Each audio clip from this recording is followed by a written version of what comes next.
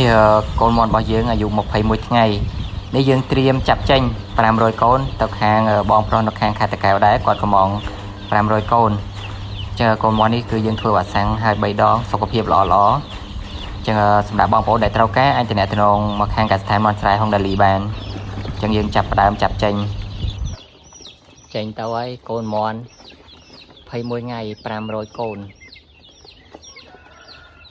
អរគុណច្រើនបងហ្នឹងហើយដែលកំងរហូត